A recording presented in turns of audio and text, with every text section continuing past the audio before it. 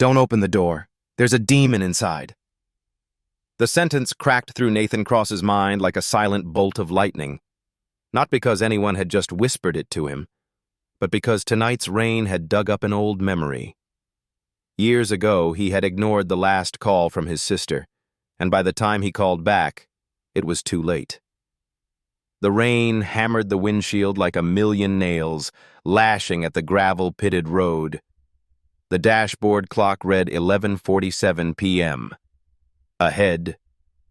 The abandoned warehouses on the northern edge of Portland loomed as black, lifeless blocks, breathing out the cold smell of rust, algae, and stories no one wanted to tell.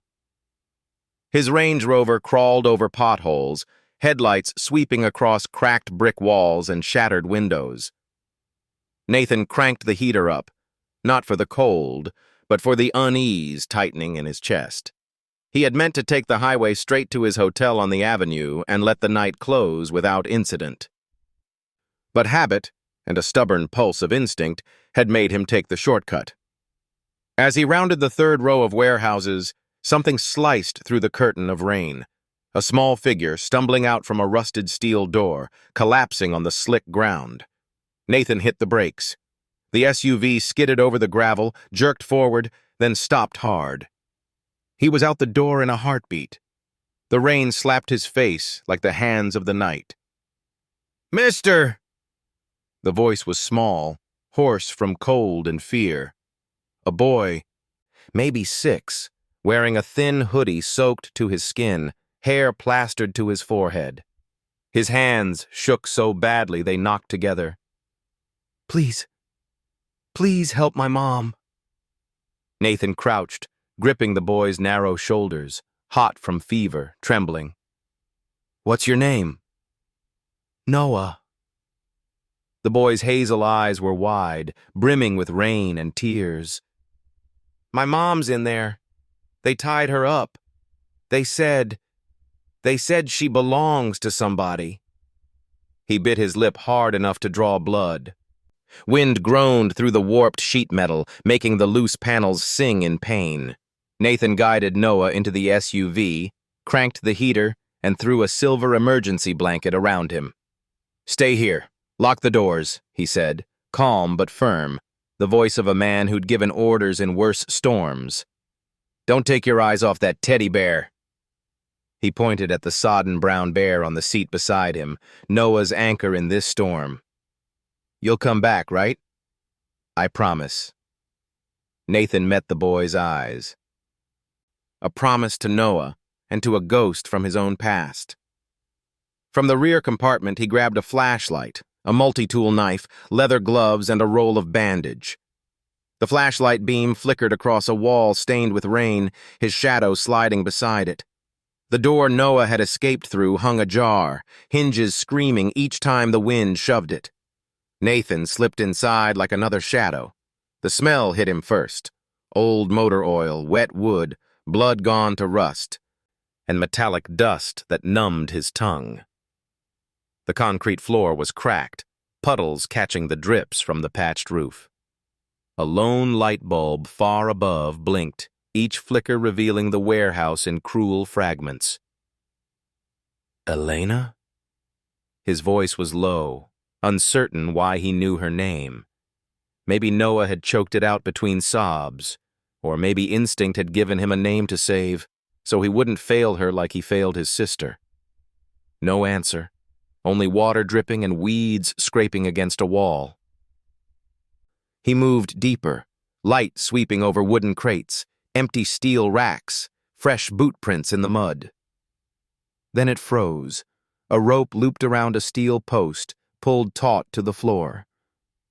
And there, a body, trembling, wrists bound behind her back, hair drenched and plastered to her neck, a rough blouse torn at the shoulder, legs drawn up in a defensive curl. "Elena Ward?"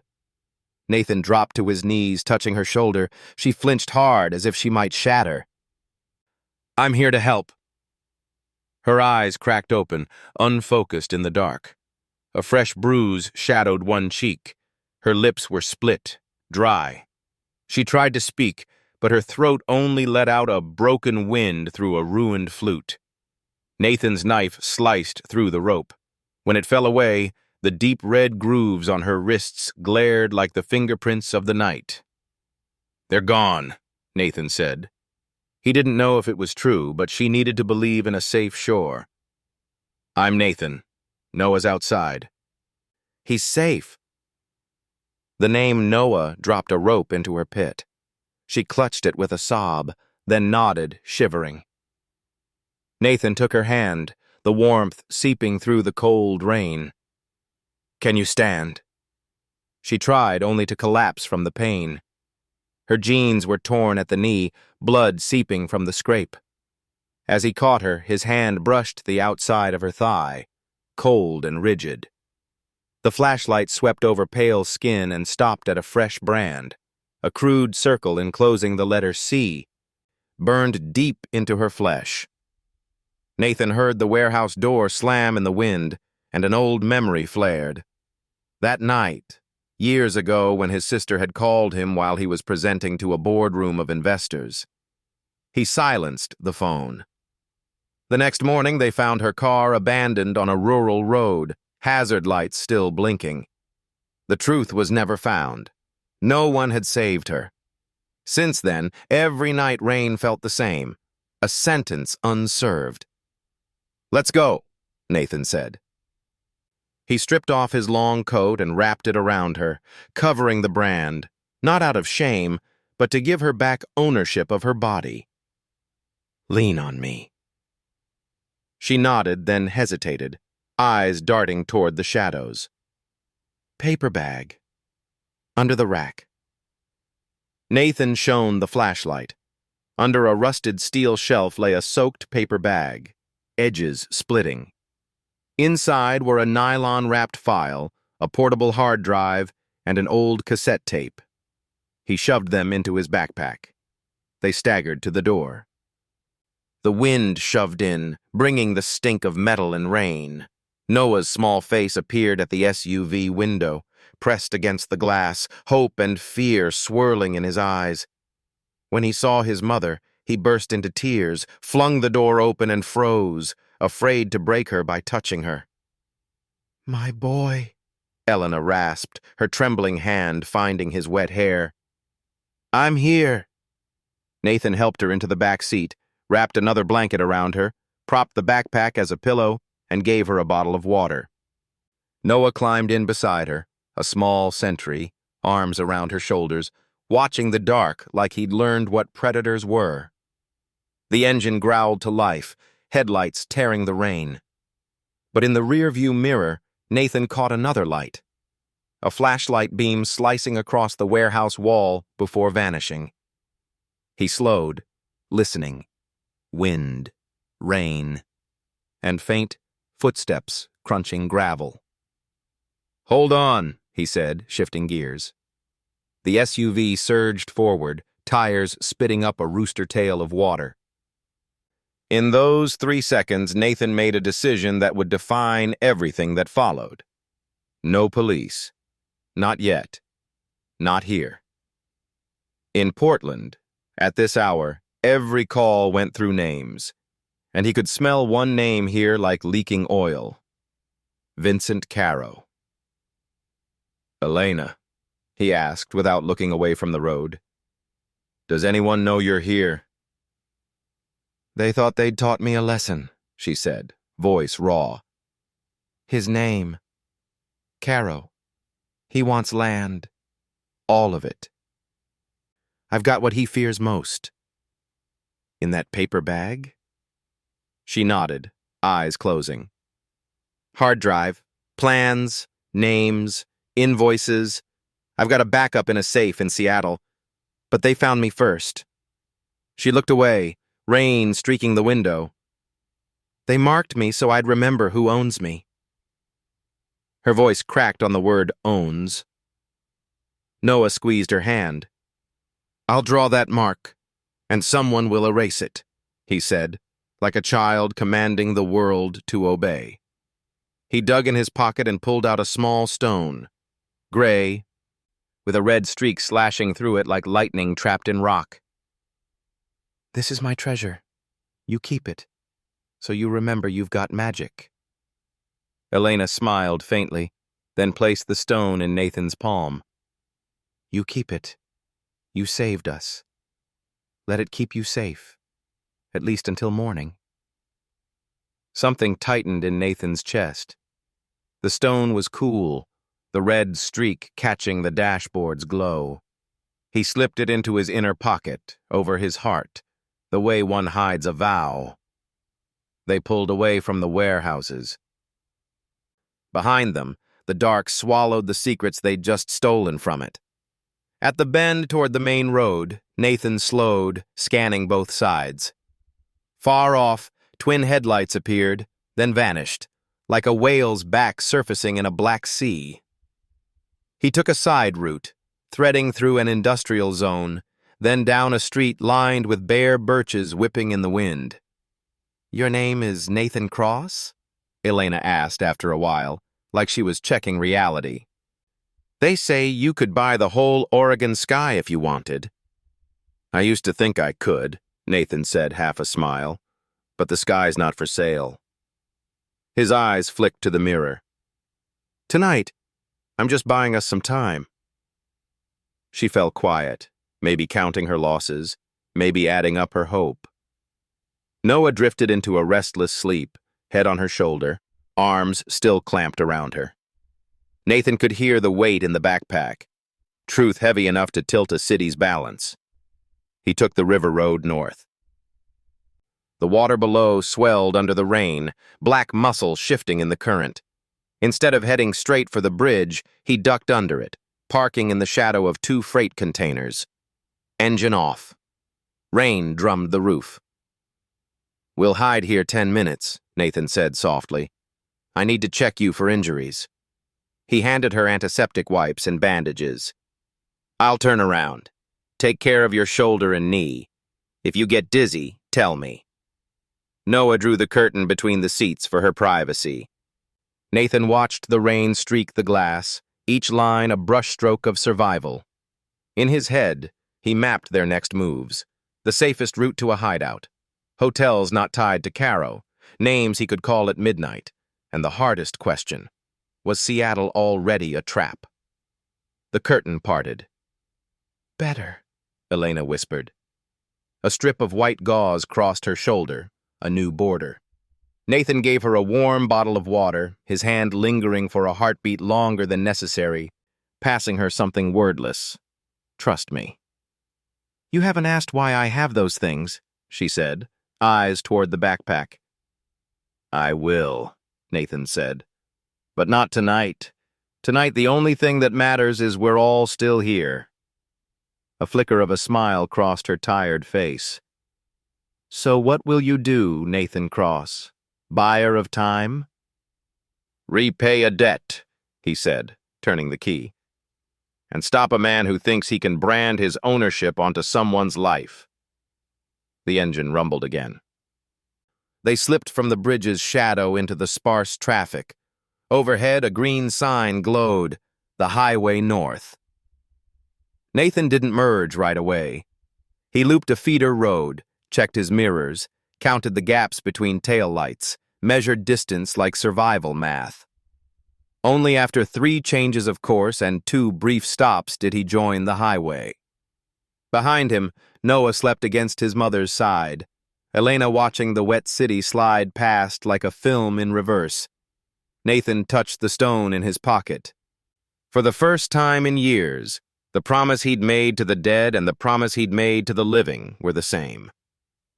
The road stretched ahead like a taut wire between 2 shores, one marked by Caro's brand, the other by a dawn yet unnamed. Outside, the rain kept falling. Inside, something had started, not just an engine, not just a plan, but the will of a man who would never again let someone be marked by another's hand.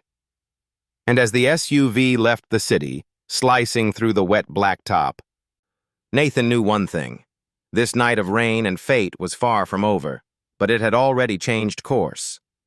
Somewhere ahead, there would be another door.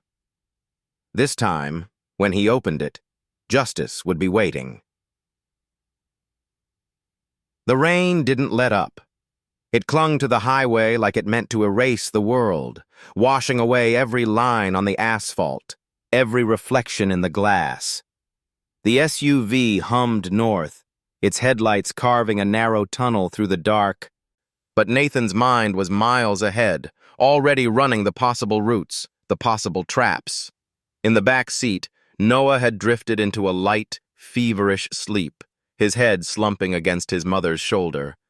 Elena stared out the window, one hand absently stroking her son's damp hair. Nathan caught her reflection in the rear view.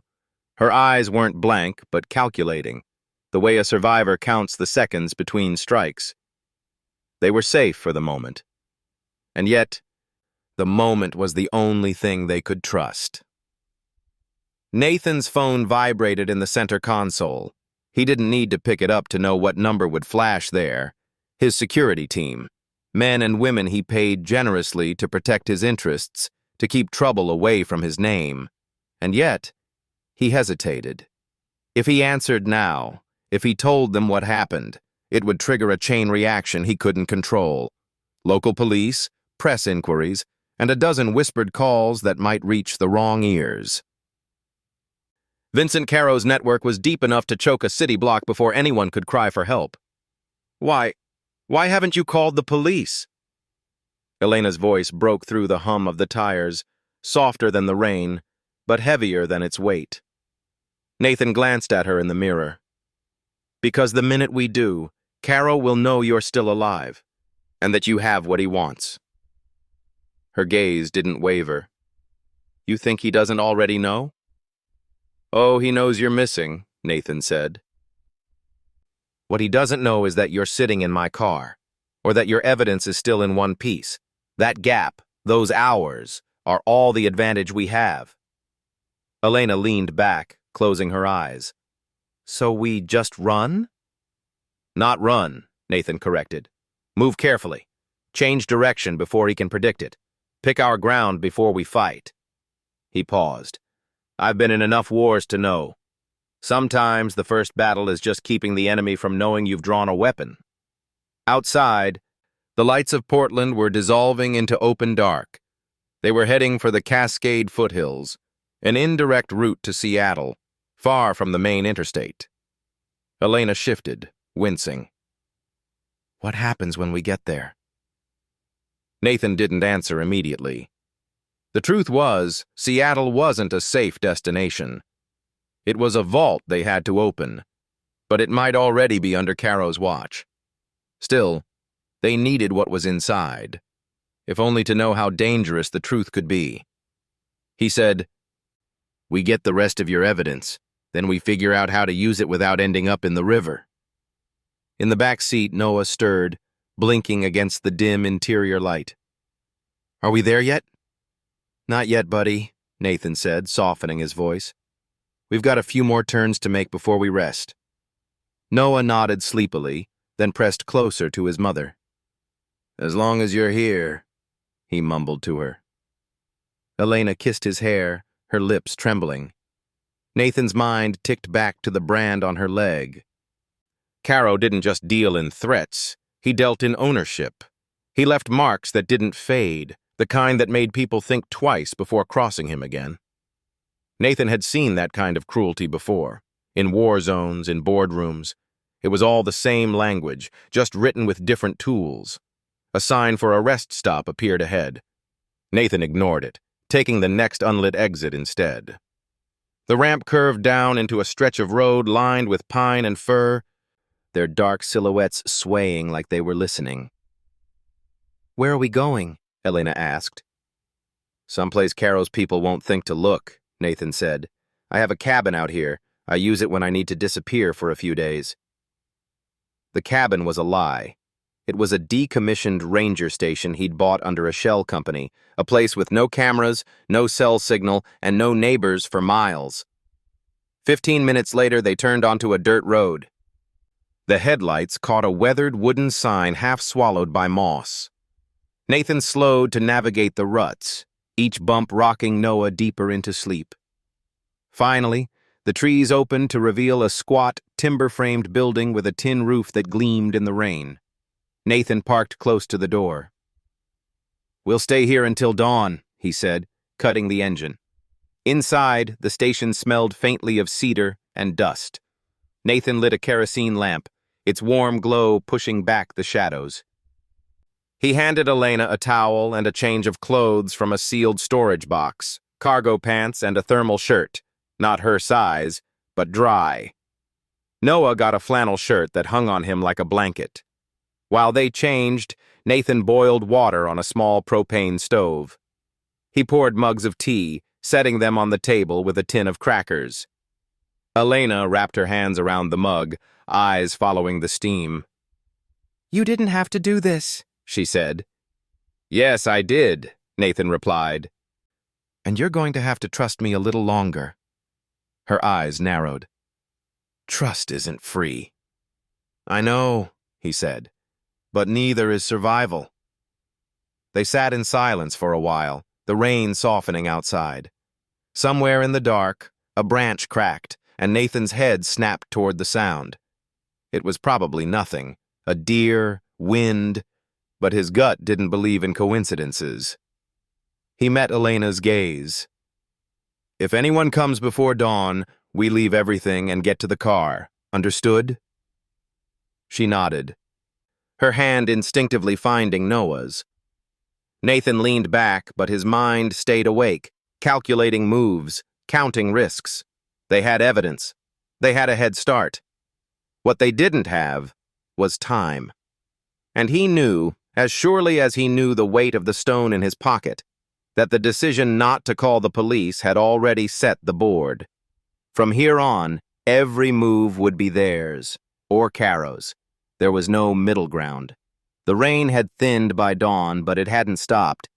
It clung in beads to the pine branches above the ranger station, dripping slow and deliberate, like a clock counting down. Nathan stepped outside into the gray morning, his boots sinking into the wet earth. The air was sharp with the scent of cedar and cold stone. He scanned the tree line, not just with his eyes, but with the instinct that had been honed in years of reading threats before they took shape. Nothing moved. Still, he didn't trust it. Inside, Elena was helping Noah into the flannel shirt from last night, rolling up the sleeves so his small hands poked out. The boy looked better, less pale, though his eyes still held the dull glaze of exhaustion. Nathan zipped his jacket. "We're leaving in 10 minutes. Travel light." Elena looked up from tying Noah's sneakers. "Back to Seattle?" "Yes," Nathan said, "but not the way anyone expects us to go." They left the station without a trace. Lamps doused, mugs washed, towels folded back into the storage box. The Range Rover rolled out to the main road, the tires crunching softly over gravel.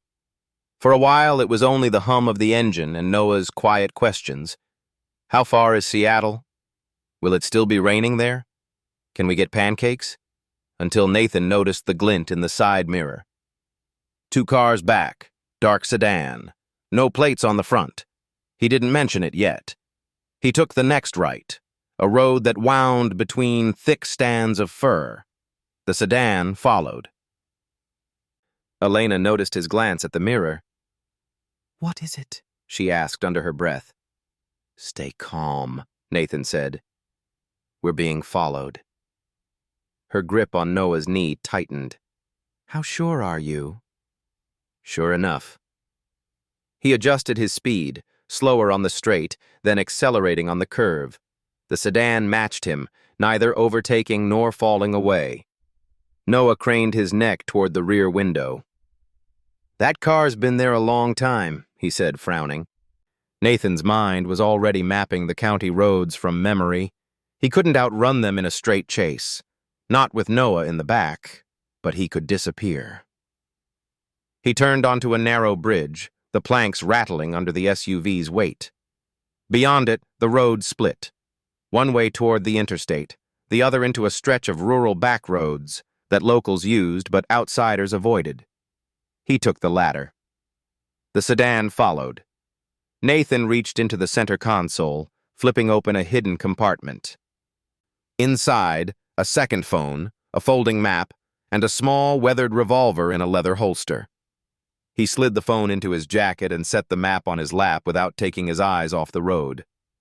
"Elena," he said, his voice low, "if I tell you to take the wheel, you do it without asking why. Can you drive?" "Yes," she said, too quickly. "Good. Then keep your hands free." The road narrowed, trees pressing close on both sides. The rain had left a slick sheen on the blacktop, turning the next downhill stretch into a test of control. Nathan let the SUV's speed drop, coaxing the sedan closer. Halfway down the slope, the forest opened into a gravel turnout, a place loggers used to turn their trucks. Nathan took it fast, swerving behind a stack of cut timber. The instant the sedan passed the gap in the trees, Nathan reversed hard, pulling out behind it. Now he was the one following. In the front passenger seat, Elena's eyes were fixed ahead. "What's the plan?" "Find out if they're just watching or if they're baiting us," Nathan said. The sedan didn't speed up. It didn't slow. But at the next crossroads, it didn't take the route to town. It veered toward an unmarked dirt road, as if it had somewhere specific to be. Nathan followed at a distance, careful to keep his headlights off in the dim morning light. The dirt road ended at a half-collapsed barn, its roof sagging under moss and years. The sedan rolled to a stop beside it. Two men stepped out. Not police, not locals. Nathan recognized the cut of their jackets, tailored but meant to blend, the kind worn by people who wanted to look like they belonged anywhere. One of them reached into the trunk. Nathan didn't wait to see what came out. He threw the SUV into reverse, backed until the road curved out of sight, and then accelerated away in the opposite direction. Elena exhaled shakily. "They weren't just following us." "No," Nathan said, eyes scanning the mirrors. "They were waiting for the right stretch of road to make us disappear." Noah shifted in his seat. "Disappear how?" Nathan met his eyes in the mirror. "The kind you don't come back from, kid." He took 3 more turns, each one a severing of their trail. Only when the sun broke weakly through the clouds did he allow himself to breathe fully. They'd lost the sedan, for now. But the game had changed. Caro's people weren't just watching, they were hunting. And the next move, Nathan knew, would have to be his. The rain had eased into a fine mist by the time they reached the outskirts of a small logging town, a cluster of low buildings, gas stations, and a single strip mall whose neon signs glowed weakly in the gray. Nathan pulled the SUV into the corner of a supermarket parking lot, engine idling low. "We need supplies," he said, glancing at Elena. "Food, water, and something to keep us moving without stopping for the next 12 hours. Elena hesitated. "Is it safe to stop?" "No," Nathan admitted, "but we don't have a choice. The trick is to move like we belong here and be gone before anyone notices." He turned to Noah in the back. "You stay in the car, no matter what." Noah's small face pinched. "What if someone comes?" "Lock the doors and duck. Don't move unless you hear my voice." Noah nodded reluctantly, hugging his teddy bear. Nathan and Elena stepped out into the damp air, walking side by side toward the store. The parking lot was sparsely filled. 2 pickups, an old sedan, and a delivery van with faded lettering. Nathan's eyes tracked everything: angles of mirrors, shadows beneath vehicles, the quick dart of movement that didn't match the rhythm of ordinary errands. Inside, they moved fast. Bottled water, protein bars, a box of crackers. Nathan grabbed a road atlas from a rack, old-fashioned but impossible to hack. They paid in cash. When they stepped back outside, the air had changed. The mist carried a metallic tang, and the quiet was too thick. Nathan spotted it instantly. The black sedan from earlier, parked 3 rows over, angled toward their SUV. "Keep walking," he murmured to Elena. "Don't look at them. Get in the car." But as they neared the SUV, 2 men emerged from between the parked vehicles, Same tailored jackets as before, faces expressionless, eyes flat. One of them had a hand inside his coat. Nathan's mind snapped into its old rhythm. Distances, vectors, cover. Elena, driver's seat, start the engine. She didn't question him. The man on the left stepped forward. Nathan Cross, he said, voice almost polite.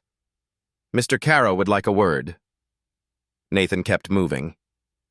Tell Caro he can send a card.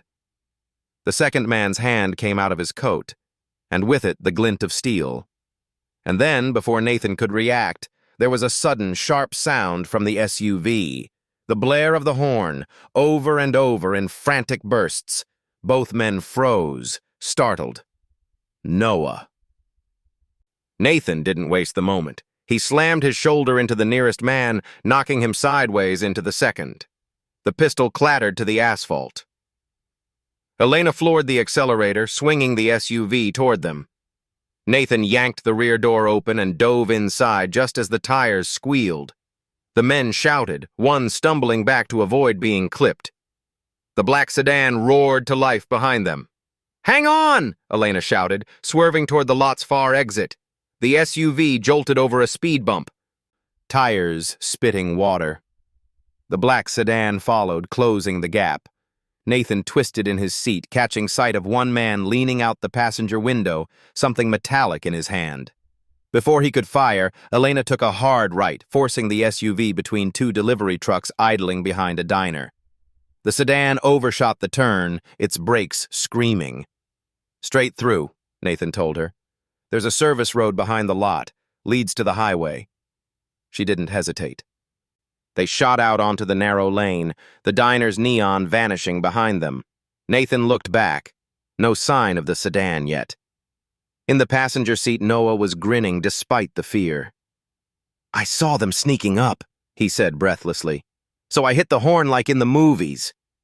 Nathan met his eyes in the rear view. You just bought us 15 seconds, he said. And 15 seconds kept us alive. The grin faded a little as Noah sank back, hugging his bear again. Will they come back? Yes, Nathan said honestly. But next time, we'll be ready. As they merged onto the highway, the rain began again. Soft at first, then harder, drumming on the roof like a countdown. By the time the Seattle skyline broke through the low clouds, the rain had thinned to a light drizzle, just enough to slick the streets and make every neon reflection quiver like it was alive. Nathan kept to the side roads, steering clear of main arteries and traffic cameras. Each turn was deliberate, each stop brief. He'd driven through cities under surveillance before, and Seattle wasn't all that different. It just hid its watchers better. They pulled into an underground parking garage 3 blocks from the bank. Nathan cut the engine and scanned the mirrors. No black sedan, no shadow cars. That didn't mean they weren't there. Elena's voice was tight. We go in together? No, Nathan said. You and Noah stay here. If I'm not back in 20 minutes, you drive out. Don't wait for me. I'm not leaving without, you will if you have to. His tone made it clear there was no room for negotiation. Elena swallowed, then nodded. Nathan took the backpack with the soaked paper bag inside. From it, he retrieved a single brass key, worn smooth at the edges. Elena had given it to him the night before without ceremony, just a glance that said, this is all that's keeping him from winning. The bank was all glass and brushed steel, the kind of place that wanted to look modern but felt sterile. Inside, the air was dry and faintly perfumed, a deliberate counterpoint to the wet streets outside. At the reception desk, Nathan presented the key and a forged ID, one of several aliases he kept for moments like this. The clerk checked the number, then led him through a secure door into the hushed corridor of the vault. The walls here were lined with hundreds of identical boxes, each a tiny locked world. The clerk stopped at number 472, inserted a master key alongside Nathan's, and stepped back as protocol demanded. When the box slid free and the lid lifted, Nathan's first thought was how unassuming it looked. A portable hard drive, a thick envelope sealed with tape, and a small, spiral-bound notebook with worn corners. He placed all three items into the backpack, but before closing the box, he noticed something else, a flat manila folder tucked beneath the false bottom. Inside were 27 sheets of paper, each bearing a name, a date, and a series of numbers that looked like property lot coordinates. At the top, in block capitals, was a single word: auxiliaries. Nathan didn't have to guess what it meant. These were Caro's enablers, the people who had made his empire possible. Politicians, inspectors, bankers, all bought, all owned. He zipped the backpack and left without looking back. Outside, the drizzle had thickened. He walked quickly, head down, blending into the lunch-hour foot traffic. But halfway back to the garage, he caught it, the faint warble of an engine that didn't match the cars around him. He didn't turn his head. He crossed the street against the light, weaving between honking taxis. The engine followed, closer now. At the garage entrance, he keyed in the access code and slipped inside. The sound of the engine was gone, swallowed by concrete. When he reached the SUV, Elena's eyes met his immediately. "You've got it?" "Everything," Nathan said, sliding into the driver's seat.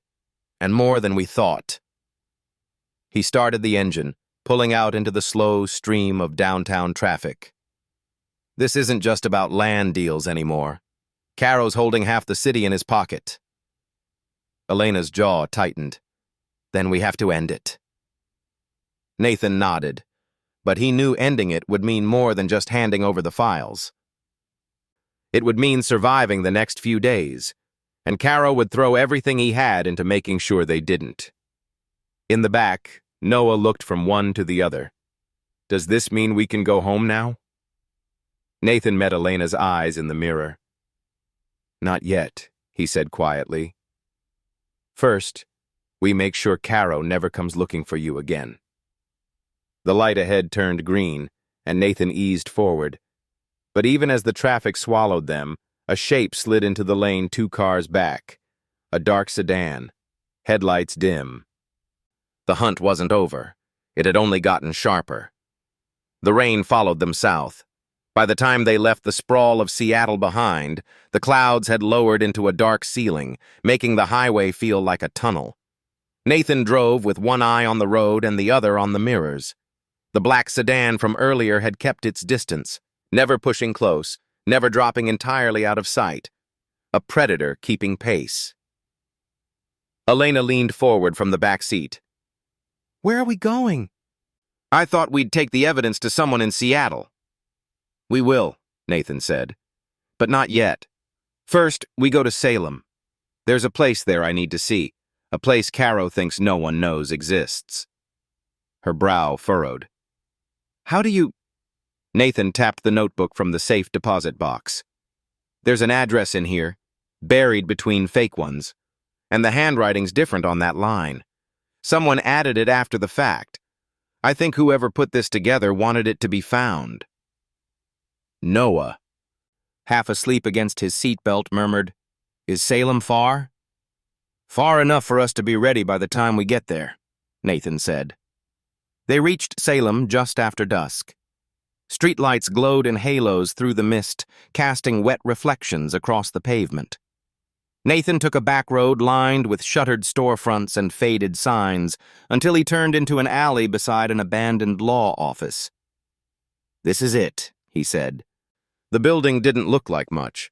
2 stories of brick with boarded windows and a weathered "For Lease" sign hanging crooked above the door. But Nathan noticed the details. The new lock on the side entrance, the faint hum of electricity behind the walls. He popped the rear hatch, pulling out a small toolkit. "Stay with Noah," he told Elena. "If I'm not back in 10 minutes—" "You always say that," she interrupted, her voice low but steady. "And you always come back." Nathan's expression didn't change, but he closed the hatch more gently than he meant to. Inside, the air was cool and dry. The faint smell of copier toner and machine oil told him everything. This was no abandoned office. It was a front. He moved down the narrow hall, past empty desks with dustless surfaces, to a door at the far end, a keypad lock. Nathan crouched, his fingers working with practiced precision. The click was soft, but final. The door opened into a smaller room, and what he saw made his pulse tighten. A steel file cabinet against one wall. A table littered with documents, property transfers, bank slips, invoices. And next to them, a slim black device with a blinking green light, an encrypted recorder. He crossed to the table and scanned the top sheet. It was a signed order, Vincent Caro's signature, authorizing a final asset resolution for one Elena Ward. The date was 2 days ago. Nathan's jaw set. He checked the recorder. A single audio file was stored. He hit play. Caro's voice filled the room, smooth and unhurried. She's been a problem for too long. Make it final. And make sure the boy understands why. Nathan stopped the playback. He didn't need to hear more. This wasn't just about silencing Elena. It was about sending a message. He slipped the recorder into his jacket, then gathered the papers into a neat stack and stuffed them into his bag. He was locking the door behind him when he heard it, the creak of a floorboard that wasn't his. Nathan moved toward the front hall, his hand brushing the grip of the revolver under his coat. A shadow shifted near the main entrance. Mr. Cross. The voice was unfamiliar, but the calm in it was practiced. A tall man stepped into the light, hands loose at his sides, dressed like any business traveler, except for the knife tucked into the waistband of his slacks. "Caro sends his regards," the man said. Nathan didn't answer. He took a step closer, just enough to force the man to shift his weight. From outside, tires screeched. A car horn blared twice, the signal. Elena. Nathan moved first. A feint left, then his shoulder caught the man square, knocking him into the wall. The knife clattered to the floor. Nathan didn't stop to see if he'd get back up. He sprinted into the alley, yanking open the SUV's passenger door. "Go!" he barked. Elena floored it, the tires spitting gravel. Nathan glanced back just in time to see the man stumble out of the building, a phone pressed to his ear. "They know we've been here," Nathan said, catching his breath. "And now they know exactly what we took." Elena's hands tightened on the wheel. "Then what?" Nathan looked down at the recorder in his lap, its green light still blinking. "Then we make sure the right people hear this before Caro can erase it." Outside, the Salem streets blurred into the dark. Somewhere behind them, Caro's network was already closing the distance. They didn't stop driving until the lights of Salem were a faint glow in the rearview mirror. Nathan kept the SUV on the smaller state highways, winding through pockets of forest and stretches of open farmland. The recorder from Salem sat in the cup holder, its blinking green light the only bright thing in the dim interior. Elena broke the silence first. "Where are we going?" "To someone who can use this," Nathan said, tapping the recorder. "And won't sell us out." Her eyes narrowed. "You have someone you trust that much?" "A few. Fewer every year." He glanced at her. "But I only need one." Noah, curled in the back seat, spoke up. "Is this the part where we win?" Nathan didn't answer right away. "It's the part where we stop running," he said finally. They reached the outskirts of a small coastal town just before dawn. The streets were slick with ocean mist, street lamps casting long spears of light across the empty intersections. Nathan pulled into the lot of an unmarked brick building with shuttered windows. "This is where you trust someone?" Elena asked. "Trust isn't the right word," Nathan replied. "It's where trust and leverage overlap." He got out, motioning for her and Noah to stay put. Moments later, a side door creaked open and a man stepped out, late 50s, lean, dressed in work clothes that didn't match the precision in his posture. "Cross," the man said, his voice low but carrying. "You look like hell." "Feels about right," Nathan answered, handing him the recorder. "This is Caro ordering a hit. I need it off his servers and in the hands of people who'll burn him to the ground." The man turned the device over in his hand. "You know, once I start, I can't stop it." "No pulling it back." "That's the idea." The man gave a short nod and vanished back inside, door clicking shut. Nathan returned to the SUV. Elena's eyes searched his face. "So now what?" "Now," Nathan said, "we make sure Caro can't touch you while this spreads." "How?" "By making him come to me." Elena stared. "You're going to bait him." "Exactly." Nathan started the engine. "If he thinks I'm cornered, he'll come in person. And that's when we take away everything he has." They spent the rest of the morning setting the trap. Nathan used an old contact to leak just enough information onto a secure channel Caro's people monitored, an encrypted message hinting that Nathan had decided to sell the evidence to Caro's rivals. By noon, the first ripple came back, a burner text from an untraceable number. "We can talk. Tonight. You know the place." Nathan smiled without warmth. Hooked. Elena shifted in her seat. "And if he brings more than just himself?" "That's why we won't be alone." Nathan pulled out his phone, scrolling to a name labeled Only Rook. "Old friend of mine owes me a favor. Likes evening work." That night, they waited at an abandoned cannery on the edge of the bay. The tide was high, the water slapping against the pilings below. Nathan stood in the open space between rusted conveyor belts and stacks of crates, hands in his coat pockets. Headlights cut through the dark. A black SUV rolled in, stopping 20 feet away. Vincent Caro stepped out, tailored coat immaculate despite the damp air. Two men flanked him, eyes scanning, hands twitching near their jackets. "Cross," Caro said, his voice smooth as oil. "You've been busy." Nathan took a step forward. "So have you. Ordering hits, branding people, buying this city one soul at a time." He nodded toward the shadows. "Guess you're here to buy me." Caro smiled faintly. "Or to remove you." "It depends on how reasonable you feel." From the darkness above, a faint click sounded. Suppressed rifles finding their marks. Rook's people were in place. Nathan let the silence stretch, then said, "You're done, Vincent. Every word you spoke in that office is already halfway to the press, the DA, and everyone who owes you nothing. You've got one move left. Walk out of here and hope prison's kinder than the streets will be." Caro's smile faltered for the first time. Behind Nathan, Elena and Noah stepped into view. Caro's eyes flicked to them, but the calculation in his face was gone, replaced by something colder, recognition of a game lost. "This isn't over," Caro said. "It is for you," Nathan replied. In the stillness that followed, Rook's voice came from the shadows. "Time to go, Mr. Caro." The two men with him hesitated, but Caro raised a hand, signaling them to stand down. He turned without another word and walked back to his SUV. As the engine faded into the night, Elena exhaled a breath she'd been holding for weeks.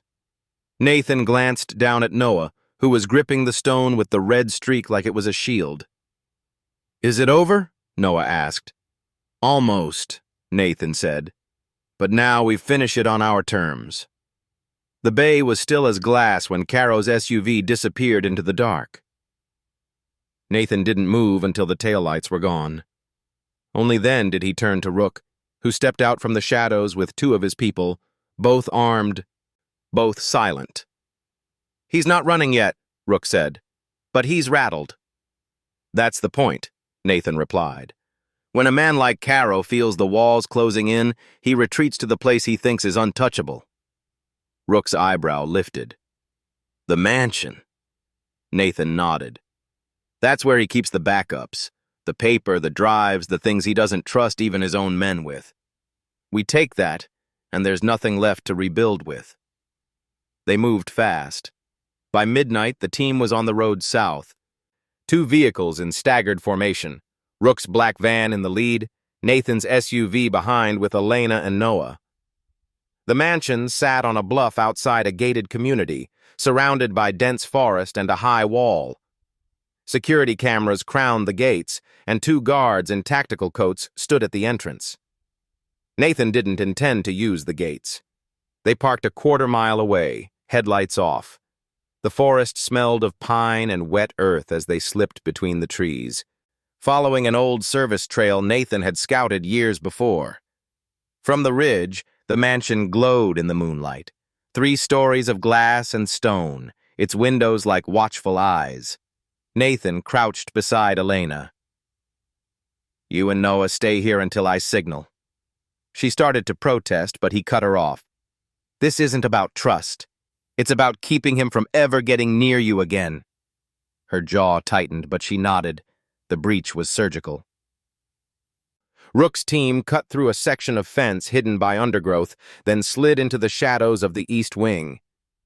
Nathan's gloved hands moved with precision, disabling a camera here, jamming a motion sensor there.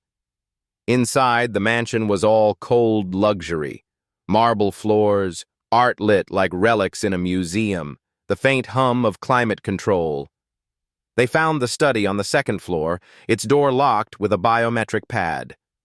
Nathan pressed a small device against the scanner. It hummed and flashed green.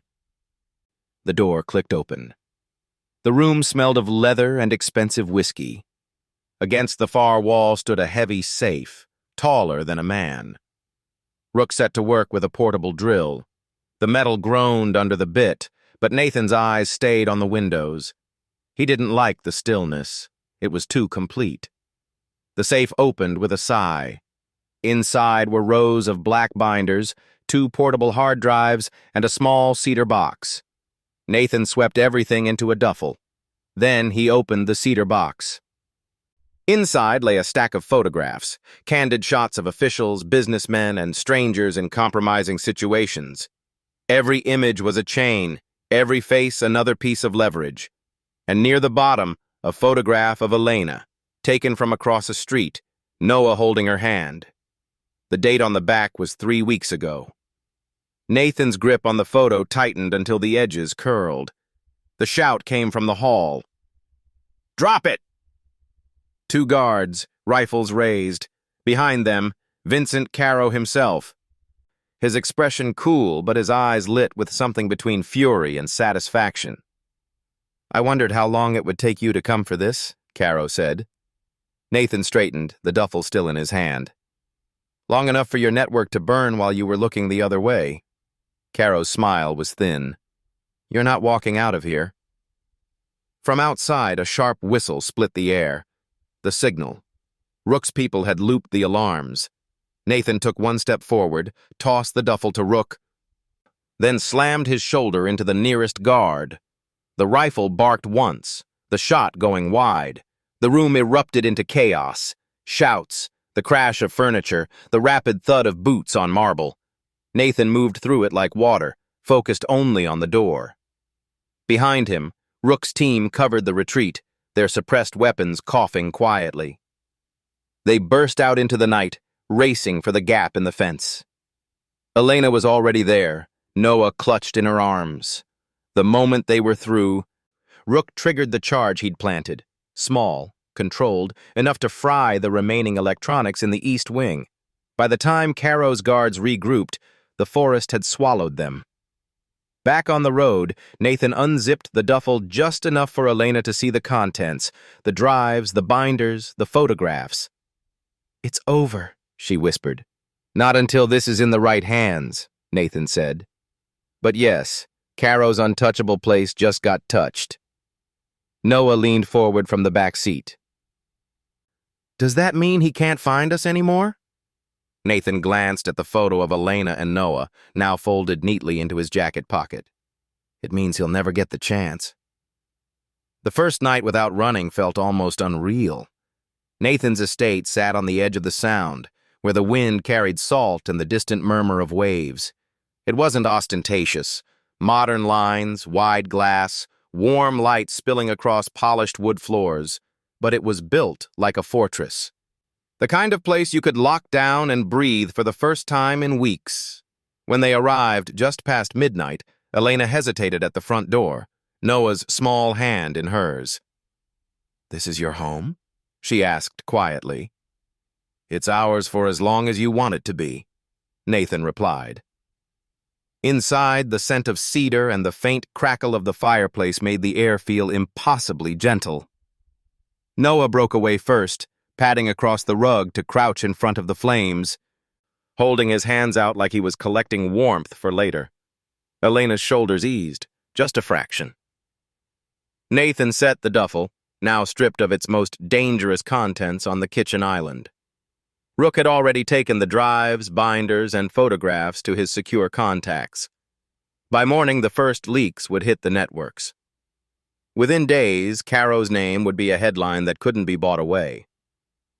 "You'll hear about him soon," Nathan said to Elena. "But by then, he'll be the one running."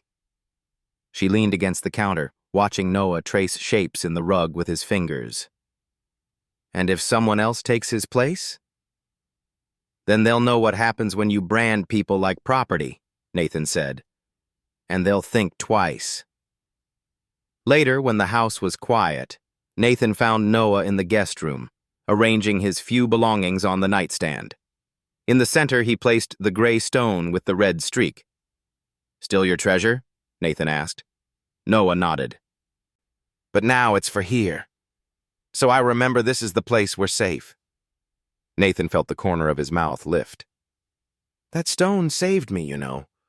Reminded me why I couldn't stop." Noah tilted his head. "Then maybe it's yours again." Nathan shook his head. "No, keep it. Someday, you'll know who to give it to next." The following morning, the news broke. The footage was everywhere. Photos of Caro being led from his mansion in handcuffs, grainy stills of the binders and drives, audio of his voice ordering the hit on Elena. Reporters speculated on the collapse of his empire.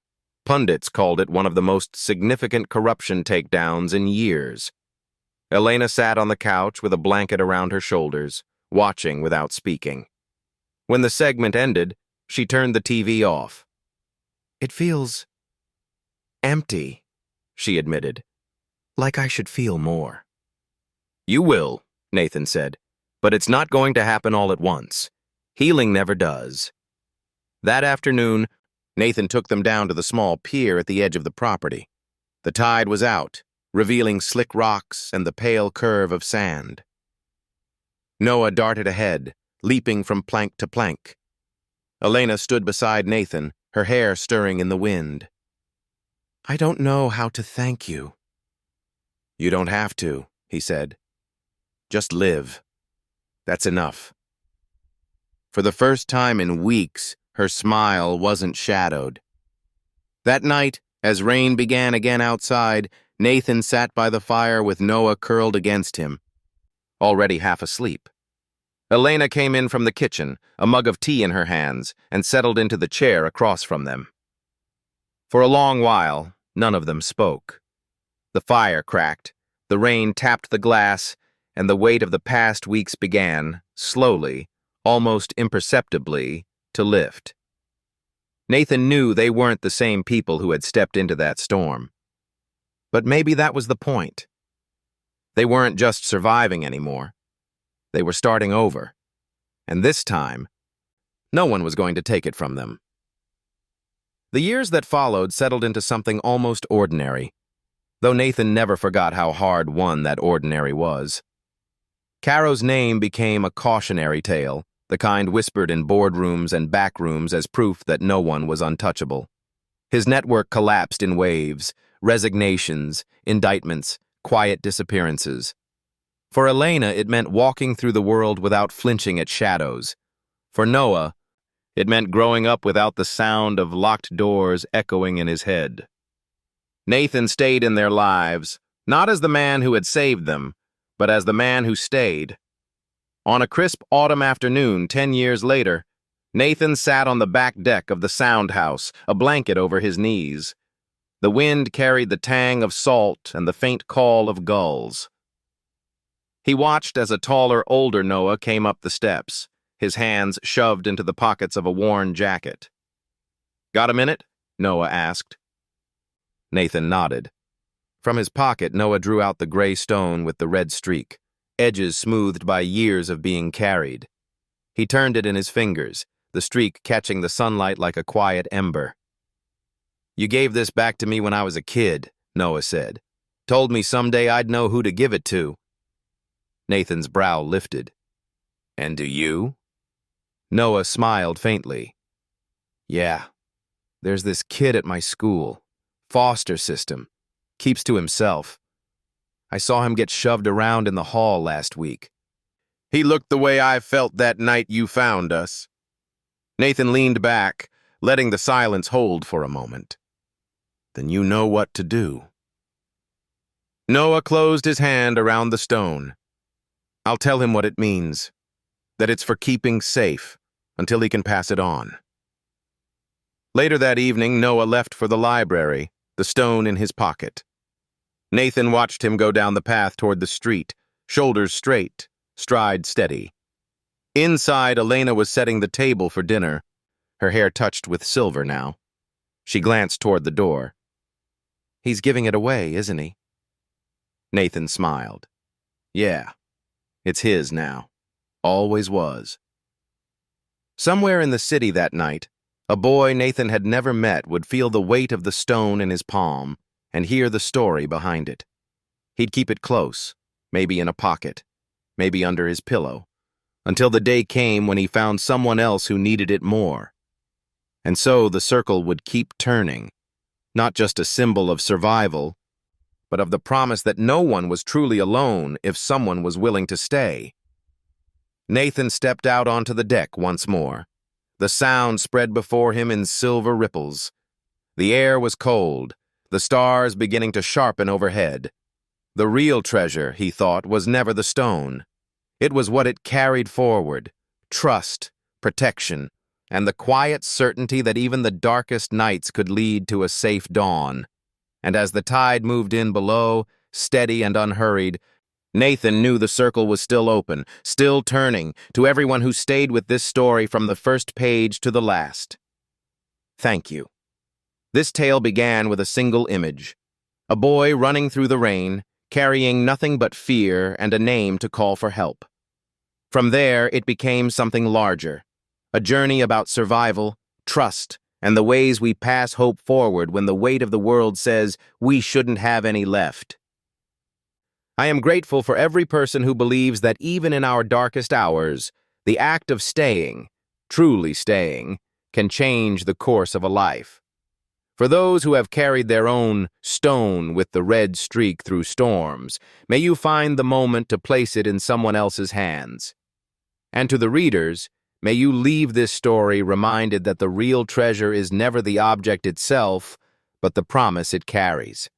Thank you for listening, for feeling, and for letting these characters find a place in your memory.